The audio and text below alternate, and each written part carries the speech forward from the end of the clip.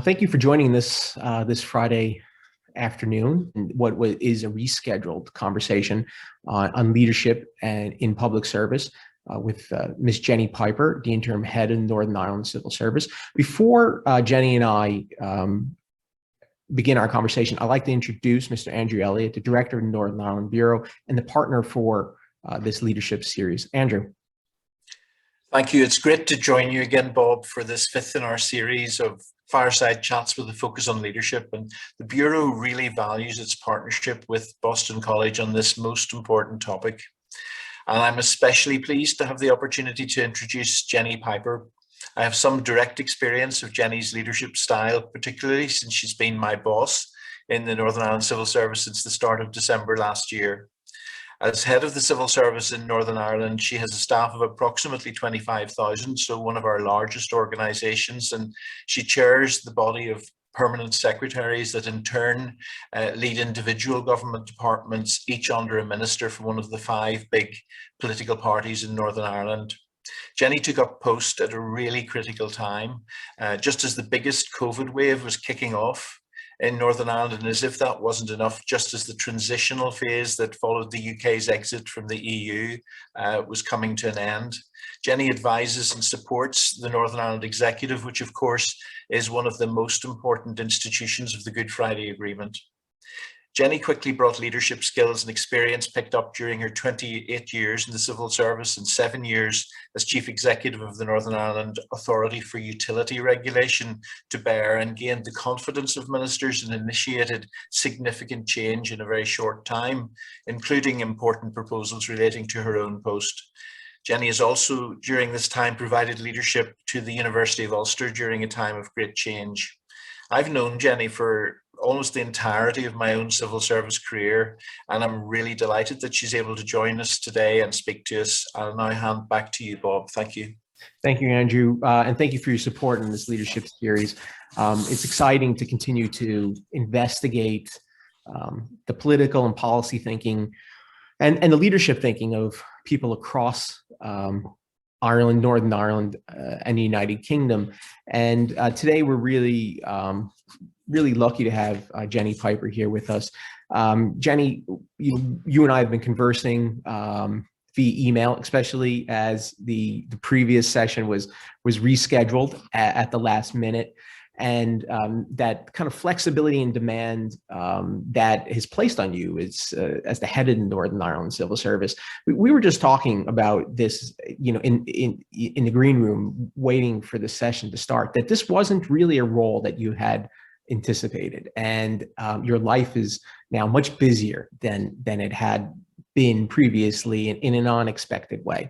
I mean, so I think the first question that I have for you is, why are you interested in this role, and what motivated you to take it, even though it wasn't something maybe that you had necessarily planned for? Well, it's a great opener of a question, Bob. I had actually retired, or I'd retired from full-time employment for a whole month last October. I'd left the Northern Ireland Civil Service 7 years ago to head up the Utility Regulator as a separate organisation. I'd been a civil servant ever since I left Queen's University Belfast, and I had no intention of returning to full-time employment when I retired in October. I was looking to do different things, maybe some charitable work, some non-exec work, and maybe a little bit of a hobby that has grown, a little bit of yoga teaching. But I'd been very conscious that the Northern Ireland Civil Service had been without a leader, without a head of service since my predecessor retired in August. I'd speculated on who might take the role, and I was very surprised to be out hiking in the Mourne Mountains one day when I got the call to say that the First Minister and the Deputy First Minister wanted to have a conversation with a purpose, I think it's called, with a view to me filling the role of head of the civil service on an interim basis. They'd had a competition previously. I wasn't interested. As far as I was concerned, my civil service career was over, and I was moving on to something else. But it's quite a powerful thing to have both the First and the Deputy First Minister approach you and say, we both like the way you work, we know your track record, we need somebody to lead the civil service for a relatively short period of time to maybe redesign and reshape the role, and to have a new competition, a different competition for a permanent successor to lead the organisation going forward. And to paraphrase Mario Puzo, they made me an offer I couldn't refuse. So I came back in at the start of December, and I'm due to finish at some stage in the summer when my successor is appointed. It did seem like a good opportunity to make a difference, a good opportunity to fill a gap, the interregnum that was there with no one at the centre. And after 30 odd years in the civil service, I had a lot of friends, including Andrew, throughout the civil service, and I knew how they were struggling without someone at the centre. So I came back, if I'm really honest, not for the politicians.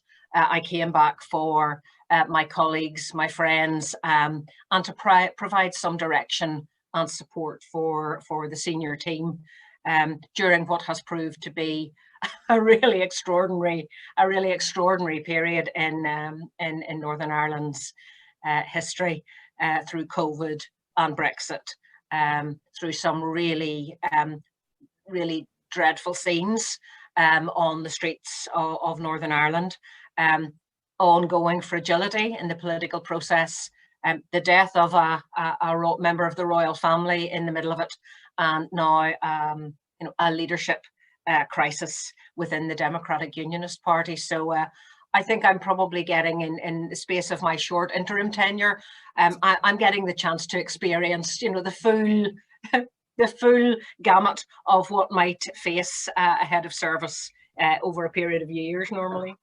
Yeah, it definitely is an active period for you in that leadership role, and we'll come to each of these pieces as we go. I want to thank people for joining us today and on this rescheduled event and staying with us.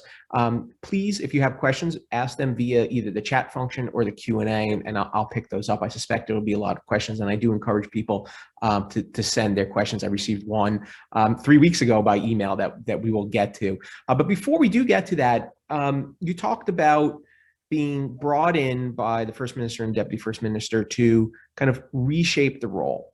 And that's something, and we will talk a lot more about this, that you have done you've reshaped leadership roles in many different organizations. We'll talk about the work that you did as Utility Regulator. I mean, what are you doing now to reshape this role and to shape the hire and how it will, and how the role, the head of the Northern Ireland Civil Service will function, both with the executive and with the civil service itself? So the job I do at the moment really, Bob, has three parts to it. I'm head of a department of about 350, 360 staff with a multi-million-pound budget and a big delivery programme of cross-departmental initiatives such as developing urban villages, tackling paramilitarism, supporting initiatives dealing with violence against women and girls. So very wide-ranging, cross-cutting portfolio.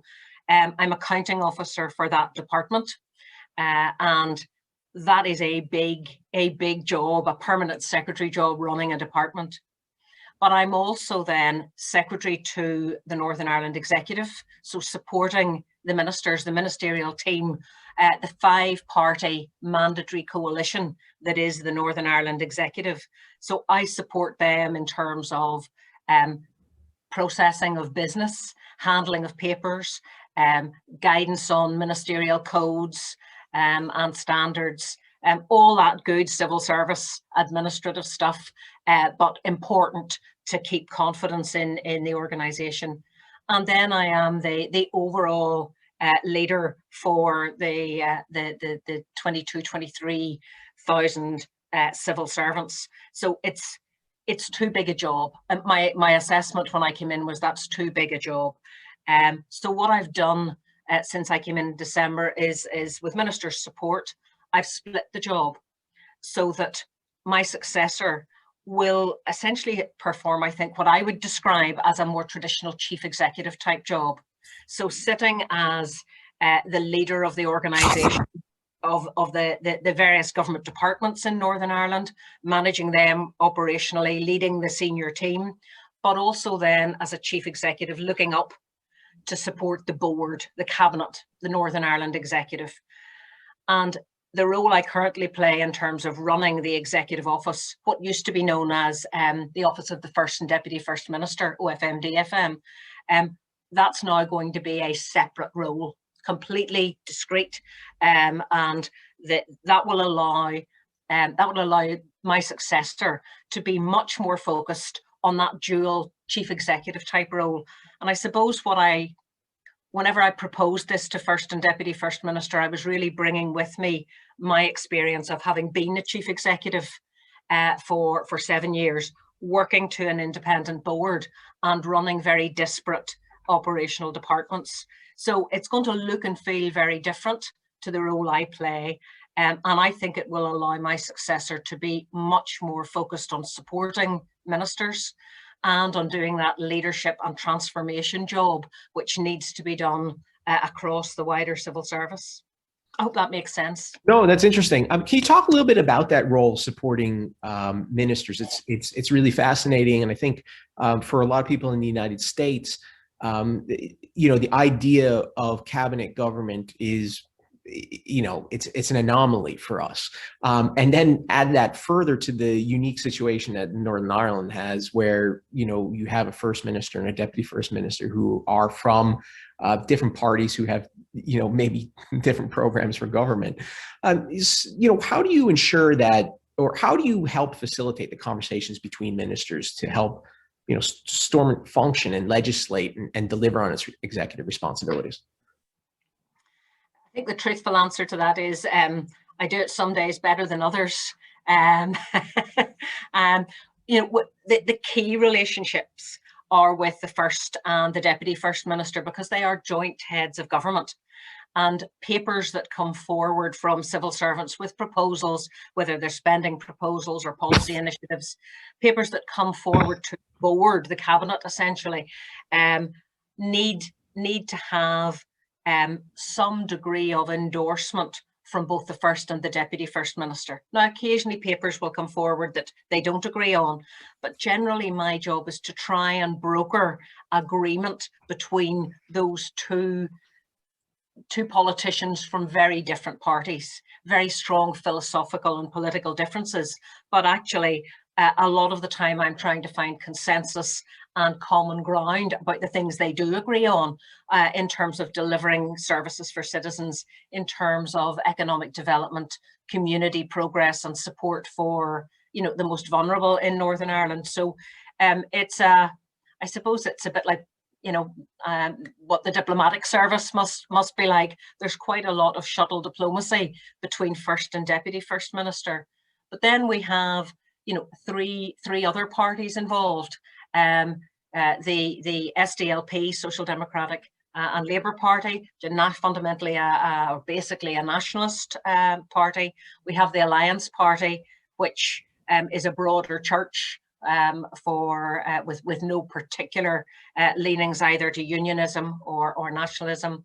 And then we have another pro-union party, the Ulster Unionist Party.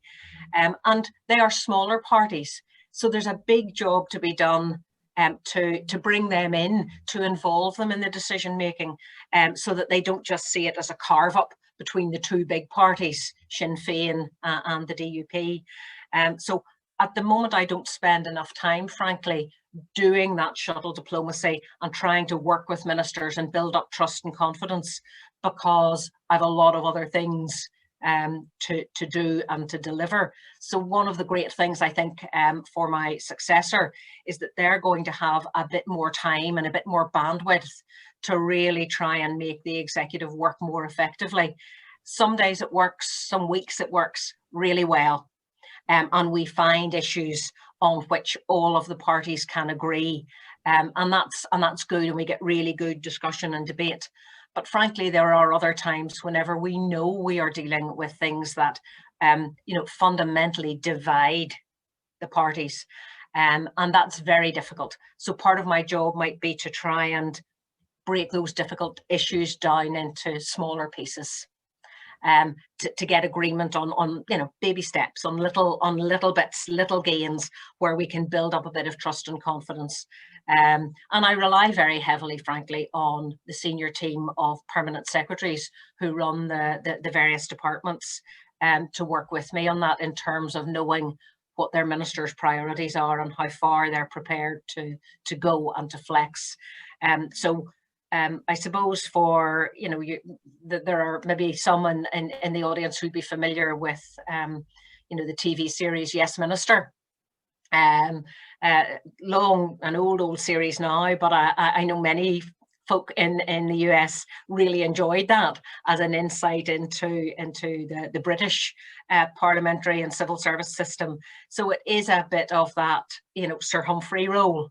Now, hopefully I'm not trying to pull the wool over anyone's eyes as much as Sir Humphrey did, but a lot of that working behind the scenes and trying to bring stakeholders together to build consensus for issues.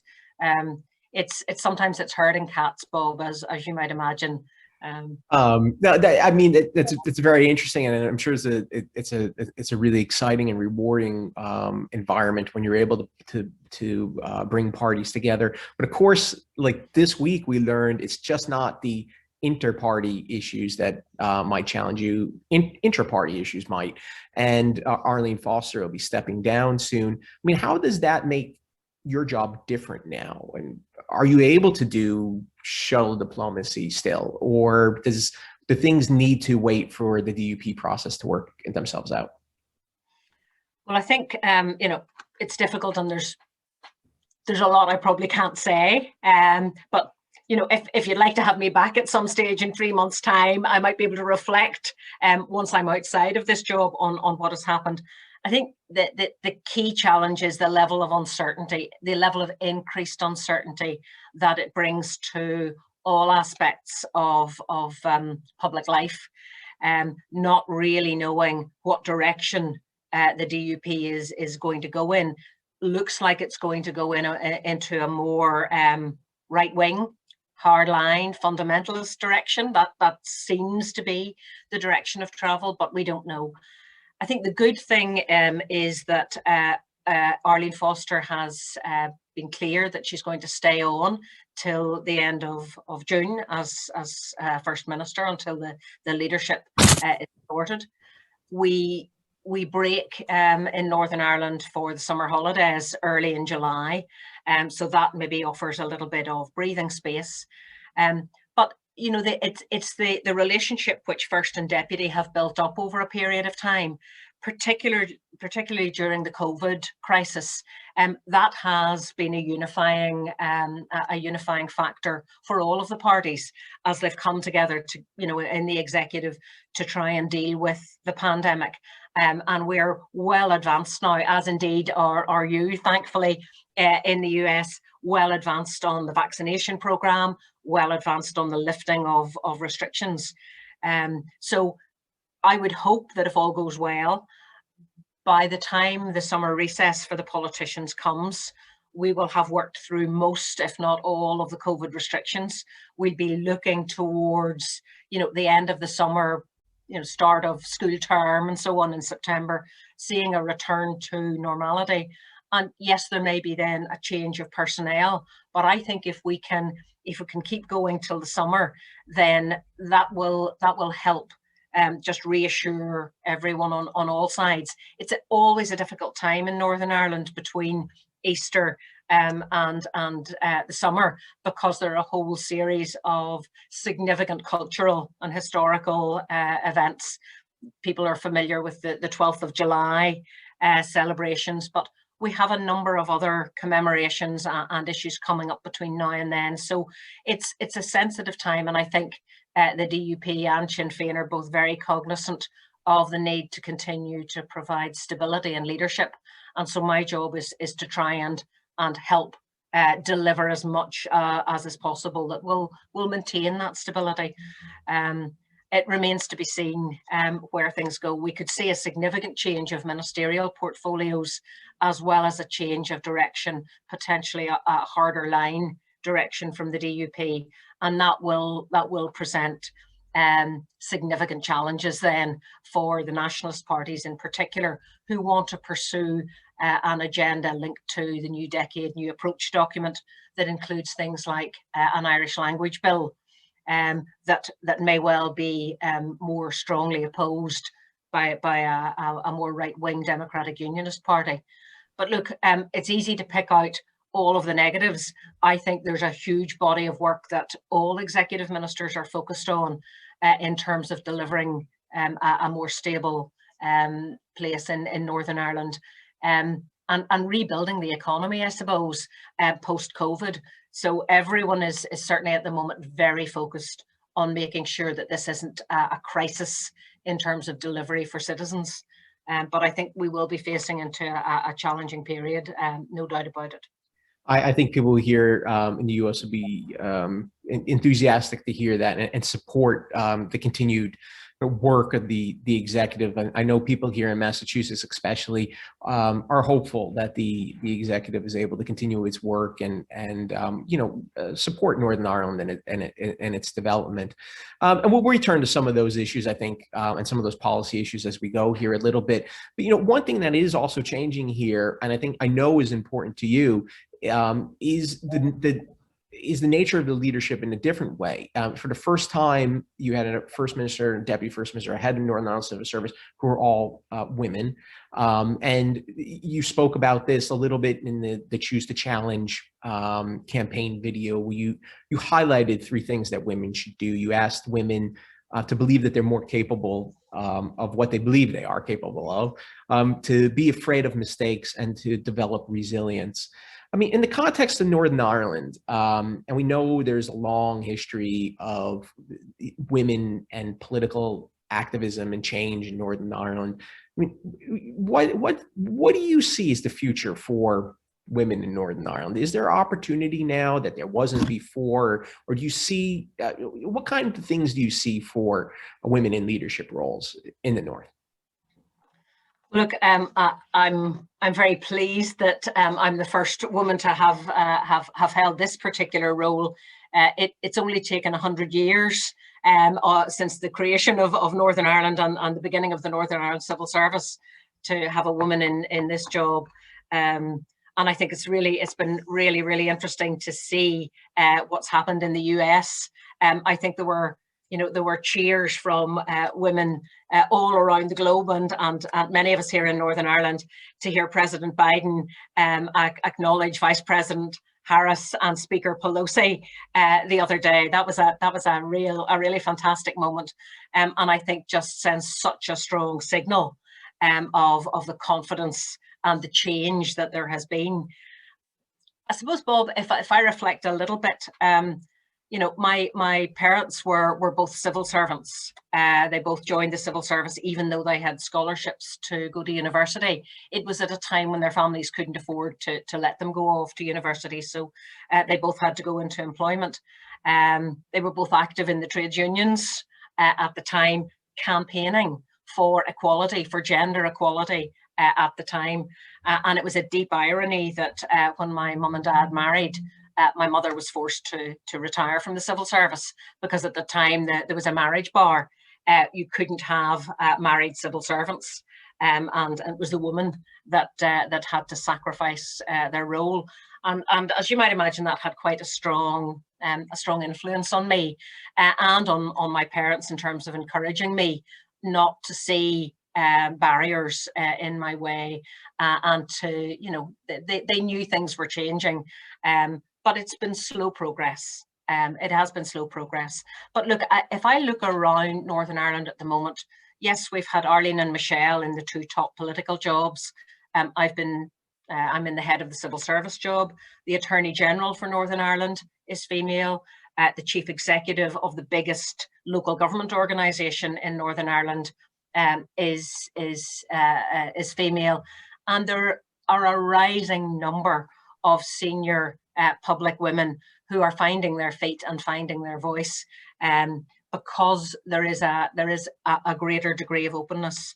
But it is the reality that Northern Ireland remains quite a parochial society, and you know, there are many out there who still think a woman's place and the best thing that a woman can do is be a wife, mother, and daughter. So I think it's up to people like Arlene and Michelle, me, the Attorney General, other women in senior visible positions. It's up to us to show and talk about what can be done and what can be achieved. And really that challenge to change piece was about reflecting on some of the barriers that I've had to face and overcome. I haven't ever seen a glass ceiling. If it's been there, I've just tried to work my way through it. And I think women very often are put off when they perceive there to be a glass ceiling or a barrier or jobs that are more male dominated. Very often women are put off and don't have the confidence to try. I think my sense in the US is there's much more of that entrepreneurial spirit of it's okay to try and fail.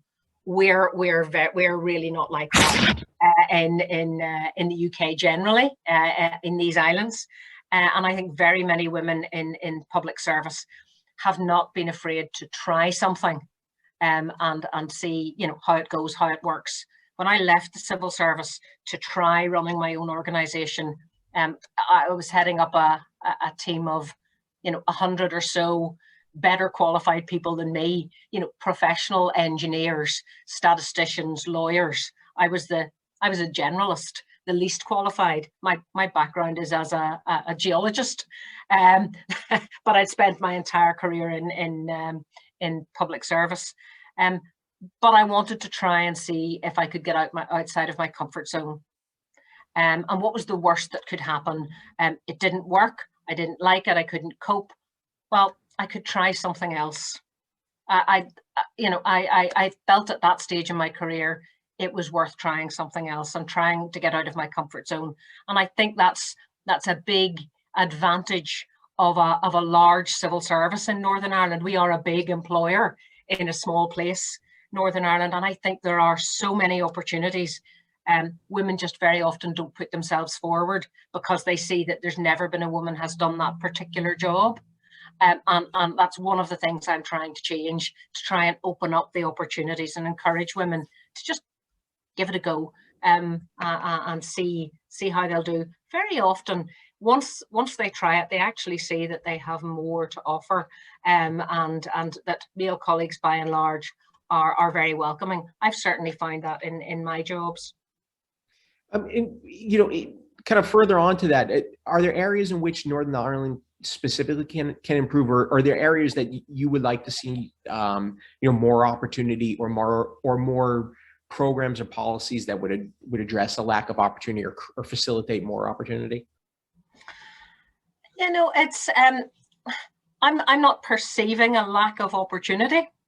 Certainly not when it comes to women. I think we do have much bigger challenges when it comes to wider issues of diversity.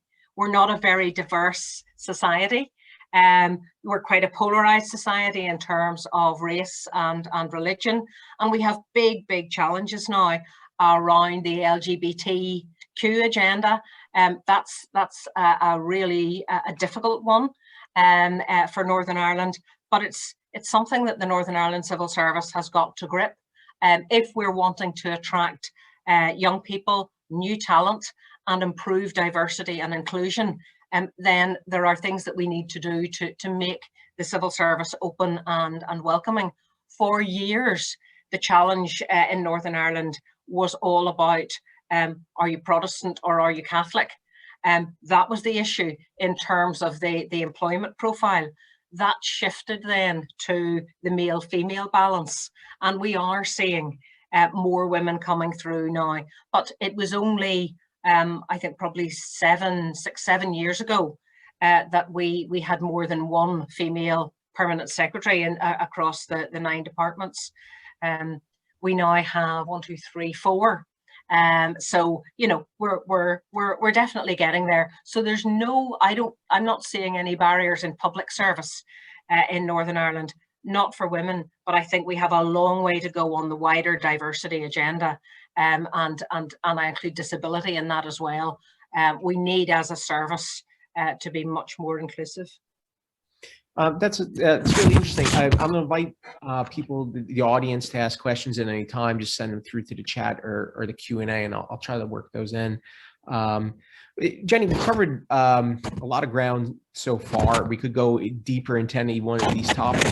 Before we do, I wanted to talk a little bit about your role as utility regulator, and that might strike, you know, the person on the street is kind of unusual. They might not think of the utility regulator, but in your role as utility regulator, you developed something called the integrated single market, electricity market. And this covered the island of Ireland. And so I was wondering if you could explain what that is and why it was important. I think it's important, you know, for the audience to know that at the start here, that was developed in 2018. So this is following the Good Friday Agreement, but it was not part of the Good Friday Agreement. It's following the Brexit vote. So if you can explain a little bit about what that is and why it was significant, I think it'd take us some way to learning a little bit more about your leadership. Sure. Well, look, my work as Chief Executive of the Utility Regulator actually built on previous work that I'd done as a civil servant in the Department for the Economy. And that the single electricity market on the island of Ireland was actually created in 2007. I developed the policy, led the development of the policy and the legislation that led to that market, the first cross-border electricity market in Europe at the time. And it really just came out of, I suppose, analysis of at the time, the very, very high electricity prices that we had in Northern Ireland, a market of about, 850,000 electricity consumers. Now that's really, that's smaller than Manchester. I don't know what the comparison is in terms of a US town, but a really small market. Hard to get any competition. We were, isolated in Northern Ireland, no indigenous resources, no oil, no coal, dependent on gas coming on a pipeline from Scotland, depending on oil coming into to terminals and ports. So very hard to get competition in.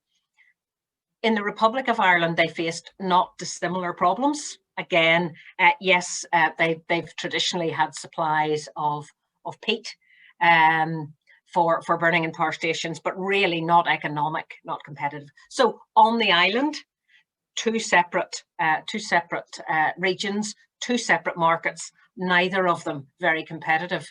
And at a policy level, I started dialogue with Irish counterparts around how might we create an all-island market, very much following European lines, and Brexit's a bad word in many circles, but actually what Europe was trying to do in many cases was level the playing field, take away a lot of those differences between regional economies. And the European vision for an energy market was one where you would not see regional price variations, where there would be free flow of electricity, free trade of electricity right across Europe. And Europe got behind the idea that we could try this and see could we make it work on the island of Ireland. So although we have two completely different industry organisations, policymakers working with the regulators worked on a piece of primary legislation which went through in parallel in Westminster and in the Irish Parliament, the Dáil, that essentially created a single market on the island. And that was fine. It was a very, very simple market, which had just allowed all electricity generated anywhere on the island to be sold into a simple pool market and traded that way. That was fine. That was groundbreaking at the time. Europe welcomed it. It was welcomed as a very strong signal of what was possible if you took an all-island approach. And you know that we have an all-island approach to tourism, but the market was a really tangible thing that was developed by policymakers and regulators. And when I became chief executive of the Utility Regulator, I wanted to try and see if we could make that, if we could improve that model, make it even more competitive. And so the work that I did on the integrated, what became the integrated single electricity market, was really try and embed a much more competitive market on the island, that would trade on the same basis as any other country in Europe, whether it was France or Germany, Spain, Portugal, and would be integrated in that level playing field. The impact of that, the whole purpose in doing it, was to help drive down high electricity prices, because high prices in Northern Ireland were bad in terms of our levels of fuel poverty, but also bad in terms of attracting investment and industry, because it was seen as a major cost of locating in Northern Ireland. So, you know, it's been a successful market. I'd have to be honest and say Brexit has challenged it. There are a number of tweaks that have had to be made to keep the market going. But it's an important thing symbolically, I think. And I know many of your US audience would appreciate this. Symbolically, the fact that we've been able to create that single market on the island. Maybe that harks back to my old geology background, because geology doesn't see any borders, and actually the flow of electricity, you know, and the trading of electricity on the island of Ireland doesn't see any borders either. So I think it's a really important project, and probably has been the biggest single, when I look at my legacy, probably the biggest single change that I've been involved in, as far as my public service career is concerned. There are a couple of questions have come in that touch on a lot of what you said there. There's a question here about renewable green energy, and how long do you foresee a phasing out of fossil fuels? And is that something that is a strategic goal, you know, for Northern Ireland Civil Service? And maybe you can explain how that would impact on the integrated market. Would it make any difference at all to the integrated market, or does that function irrespective of the kind of the kind of energy you have? Sure. Well, look, one of the things I did when I was a policymaker in the Department for the Economy was develop an energy strategy. That was in 2010, and it was intended that strategy would take us forward to 2020 with a target of 40% renewable electricity in Northern Ireland by 2020. We're in 2021 now, and we have significantly exceeded that. There are times in Northern Ireland when up to 70% of our electricity is generated from renewable sources, primarily wind, and any of you who have visited the island of Ireland before will know that that is something we have in plentiful supply. So the main source of renewable energy on the island is wind. And of course, the wind doesn't obey borders either. So there's a huge wind potential, as you can imagine, down the west coast of Ireland and into County Donegal in the northwest, and round the northwest of Northern Ireland. And we have an all-island regulatory body. We have all-island targets. And the great question that I think has been asked there is about the phasing out of fossil fuels. We have been very late in Northern Ireland to develop a natural gas market, so we still have an active natural gas market that I don't see being mothballed anytime soon. But what it does, I think, offer the potential for is for hydrogen technologies to be used, and that's something that the department is actively working on now, because the gas infrastructure will be there and could be used for hydrogen technologies in the future. But I think for now, the really exciting thing is the amount of wind that we can cope with on the system. And our system operators, north and south, who run the wires, have been involved in cutting edge projects to be able to take more and more wind onto the system. The big challenge there is that the wind doesn't always blow, and therefore we need some alternative form of generation for when the wind doesn't blow. And of course it doesn't blow evenly on the island of Ireland, so we need to reinforce some of the infrastructure, again, on an all island basis. But I think the work that's been done to increase use of renewables on the island has been extraordinary, and we're well on the journey now. The green agenda is hugely important, and of course offers opportunities for jobs and for new investment. And we're beginning to see that come through with some green growth strategies that a number of the departments are pursuing.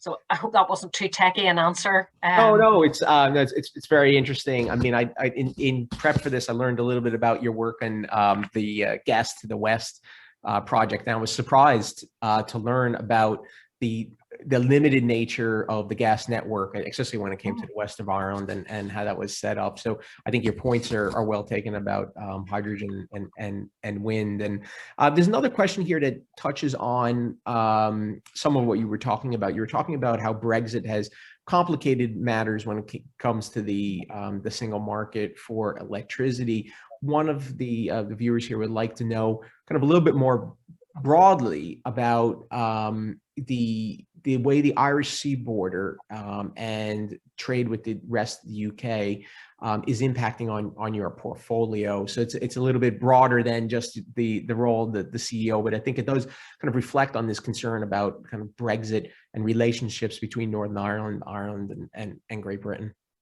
Yeah.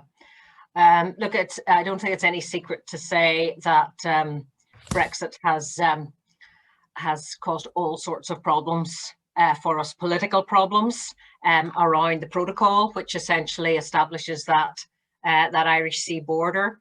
But the protocol, on the other hand, does give Northern Ireland the best of both worlds in terms of allowing trade on the island of Ireland, trade with Europe, and maintaining the trade links with the rest of the UK.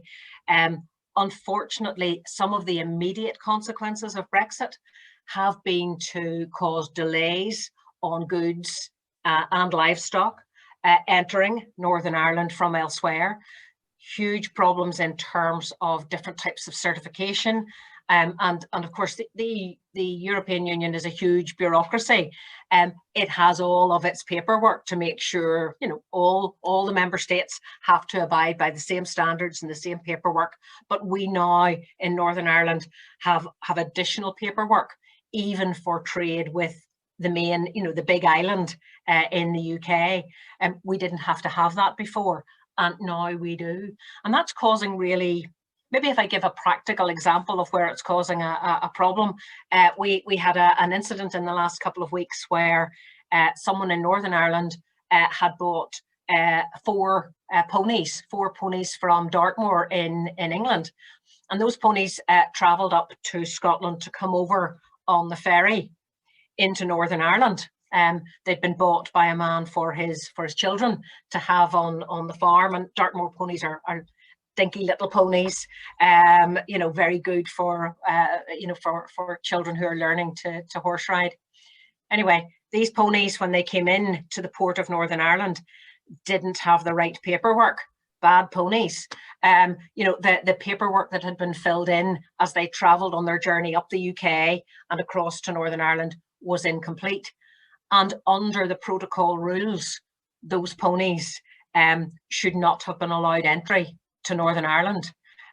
They should have been sent back to Scotland and returned because they didn't have the right paperwork. And this is all to do with, animal hygiene and the risk of the transfer of disease, which is a desirable thing whenever you're moving livestock, and the same applies to plants. But it became a bit of a cause célèbre here in terms of, the protocol ponies. And the man who had bought them, didn't have the money to send them back because he would have had to pay the bill to send them back. He didn't have the money. The minister intervened in a heroic gesture, and despite the fact that the paperwork wasn't correct, he saved the protocol ponies, because there were only two options for them: go back or go to the abattoir. That was it. So the ponies were saved. They haven't got the right paperwork yet, but they are happy in the field to which they were intended to go to. But it's just, there are things like that, and maybe a slightly, humorous. Well, it would have been humorous if they'd gone to the abattoir, of course. But it's just a little microcosm of some of the problems. We have issues as well with some of the rules around customs, and companies in GB in particular, all of a sudden treating Northern Ireland as if it was Europe, and applying postage or delivery charges that would be the same as if something was going from, say, London to Madrid. So lots of teething problems, lots of queues and a backlog of lorries and so on. And unfortunately, those sort of practical problems around bureaucracy and process and so on have taken and are taking some time to work through. The impact of that has been to cause huge frustration and dissatisfaction amongst some communities. Farmers are frustrated. Some businesses are very frustrated that they can't order what they used to be able to order. They've got to go through all this extra paperwork that adds to cost. So, I mean, many of those issues, I think, will work themselves out in time, but unfortunately, some of them really have irritated sections of the community, particularly the unionist community, who now see the protocol not as a good thing that would give Northern Ireland the best of both worlds, but as actually a barrier to trade with and a barrier to Northern Ireland being part of the United Kingdom. There's something different about Northern Ireland. We're being treated differently, and that has precipitated a lot of anxiety amongst unionists. I'm really trying to simplify some of this, but some of it will pass, but some of it will remain, and I think it has just opened up a lot of pent-up frustration about the threat to the what many people see as a threat to Northern Ireland as part of the United Kingdom. Complicated times for someone in your role, of course, to try to manage that. I mean, do you see, from the civil service perspective, is there a way out of this, or a way through it, or is this something that is a political issue strictly? I think there are some things the civil service can do in terms of working through the bureaucracy. I mean, that's what we are as civil servants. We love our paperwork. And I think, some additional resources at ports, additional civil servants to process the paperwork, will help with time. It's already much, much better now than it was back in January. We are seeing people getting used to it, people working through it now. And I'm talking here about, companies trading, supermarkets trading, between the islands. But there is a strong political element to it now. There was a narrative which I think was quite unhelpful for a while, that went around that said that the purpose of the protocol was to ensure that there was no border on the island of Ireland. And that is true in part. It means that there isn't any hard stop border if you're trading goods north and south, Dublin to Belfast, Cork to Derry. There isn't any border to travel on the roads. There isn't any trade border there, customs border. And that is a really good thing. It offers real opportunities for Northern Ireland and indeed for the island as a whole. But it has brought back to the surface a lot of those old political fears in terms of, a united Ireland by the back door and a break with the United Kingdom and with the Union. So there's some work that civil servants can do, but at the core of this are quite fundamental political differences. a very good civil servant answer, so thank you. There's a question here from Ronnie Millar. Ronnie is the director of the Re-Immigrant Center here in Boston, and Ronnie is from Northern Ireland originally. And he is probably wondering something that a lot of people are wondering, and I'm surprised I haven't asked it myself yet. So what are your hopes for the new U.S. administration's investment and involvement in Northern Ireland? The previous administration appointed a special envoy towards the end of the administration, but President Biden is much more interested in Ireland. And have you seen any changes? And what do you think of about Ronnie's question? I think it's a big question. We could spend the entire time talking about that question alone. I think it was great to be part of the St. Patrick's Day dialogue between President Biden, First Minister, and Deputy First Minister. In another year, if it hadn't been a COVID year, I might have been in DC for the St. Patrick's Day celebrations. The US has been a great friend over many years to the island of Ireland, and I see a change in focus and emphasis, and a reawakening of the interest in what is happening on this island. I think successive presidents have been supportive of economic development, of social change and social development. There's been tangible US investment in manufacturing and in services here. There's been tangible US support for a whole range of community and economic development initiatives. I have to tell my Bill Clinton story, and it's okay, it's a safe story. He was over some years ago, whenever I was a relatively junior official. He spoke at the Derry Chamber of Commerce, and at the time his wife Hillary Clinton was very active with a number of women's groups here in Belfast. She was a fantastic role model. She was great in encouraging a lot of young people from vulnerable communities and marginalized communities. I got myself an invitation to a dinner at which former President Clinton was speaking, because of my role at the time working in community development. And a friend of mine was the photographer for the evening, and was taking, as you might imagine, taking lots of photographs. At one point he said, "Come on and get your photograph taken." At one of my proudest moments, I was brought up to the top table, introduced to President Clinton, was shaking his hand, had my photograph taken, and he said, what area of work are you in? And I said, well, actually, I've been working in some of the community development projects that your wife has been working in, and she's been a great champion for us and given visibility and profile and confidence to the community. At which point he said, oh, I think we ought to have a better photograph than just shaking hands. So I'll say no more, but we did get a better photograph. But the point there is that, the interest, the continuing interest of such a big player as the US in what's happening in Northern Ireland does help give confidence to people and communities in Northern Ireland. I think there's a huge amount can be done.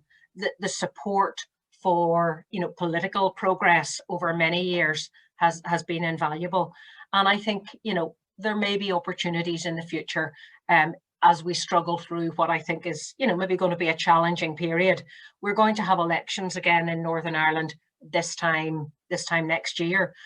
I hope the executive is in place all the way through to those elections, but I think we will face some really difficult political challenges, not least those created by Brexit. And it may well be that friends, supporters, colleagues, envoys, president, vice president can help if we get into some difficulties, because very often that wider vision, that wider perspective that folk from the US can bring is really helpful to us as we get very inward looking at times with all of our own little problems. So I think at every level that I've experienced, the interest and support from the US has been really fundamental to helping Northern Ireland make progress. Jenny, I know we're peppering you with questions, but a lot are coming in here. I do want to get to one from Hannah Francis. Hannah is a graduate of a BC program. She has a very specific question about how coaching and mentoring has been important to your career. And do you think in general it's important for coaching and mentoring programs to be developed, and do you see a possibility of one developing within the civil service? So I've been lucky enough over many years to avail of different coaching and mentoring programs, and I found some of the most valuable ones actually not to be within the civil service, but actually to have involved other organisations outside of the civil service that have brought a different perspective. So, for example, I was lucky enough to study at the Kennedy School for a while, and work with the late great Dan Fenn, whom many of you will remember from Harvard. And I made a number of contacts there because that programme that I was on brought together people from not just the Northern Ireland Civil Service, but the wider public sector, and indeed involved a number of civil servants from elsewhere on the island. And I've maintained some of those links in terms of learning and watching and seeing what they've been doing over the years. And it has been maybe like a light touch, personal mentoring. The experience that I had at the Federal Executive Institute in Charlottesville, I was there for a 6-week program, again allowed me to see the real value of coaching and mentoring. And I still keep in contact with one of the tutors there, who has been a really great touchstone, over many years when I've faced real, existential difficulties in the job I'm doing. And being able to look to her as a mentor, just to reflect a different perspective. But the question was about mentoring within the civil service, and there's active mentoring and coaching that goes on that I think is really important. But I was trying to approach that question not so much in terms of the mentoring that is within the civil service, which I think is so important, but actually the challenge for me was to look beyond the safe space of the civil service and look to develop mentoring opportunities elsewhere. And that's actually what I would be encouraging a lot of people, particularly younger women who are just maybe at that brink of moving from middle management and wondering about a senior career. I actually think getting external perspectives and external coaching and mentoring is really important. And it's maybe more invigorating than the very the narrow closed circle. But the two are equally valuable. But my perspective has been, my experience has been, it's good to look elsewhere. I hope that answers the question. I suspect it doesn't really, but. No, I mean it aligns with your history and from your experience. So I think it's an honest answer. So and a good one. So thank you. There is a question here that is deceptively short. It's a massive question. I'm going to let you break it down as best you possibly can, or however you want to. I mean, and you have some experience with this. You're the pro chancellor at the University of Ulster. But a teacher from Lurgan has a question. I would like to know your thoughts on what role does education have in creating a more inclusive Northern Ireland, and that's a very big question. But perhaps you have a way of approaching that and making it a little bit more manageable for the work that you've done. Yeah, so it's just a really great question. We have a very complicated education system here in Northern Ireland, and it's I suppose, to keep it simple, it's primarily broken down and arranged on religious lines, and that can only, in my view, but reinforce the divisions in society. I sent my kids to a school that didn't have a particular Protestant or Catholic ethos. The school they went to The school motto was in Irish, not in English. My son and daughter both learned Irish dancing and Irish traditional music, even though that would not be the natural background that I would come from. Certainly not the perceived background that I would come from. Where I have seen most evidence of progress, I have to say, has been where not necessarily education has had an integrated badge, because integrated education in Northern Ireland has a particular badge. It is a particular thing, and schools can receive additional support for being integrated. And by integrated, I mean welcoming both Catholic and Protestant children. My experience hasn't been so much around integrated schools as around opportunities for school children to mix and integrate in other activities. So whether that's through sporting activities, through drama, through I suppose music clubs, extracurricular activities, through mixing out of school. That has been as important, I would say, as a lot of the more formal structures to support integrated education. Having said all of that, until we get to a point where our children are educated in similar ways, without a religious focus, where there is, I was going to say a single history taught, but that's probably way too simplistic. But where there isn't, there aren't so many labels as, nationalist history or Protestant history, where we get away from that and where children are mixing and don't see the differences. And like most children don't. We see a lot of polarization on the streets.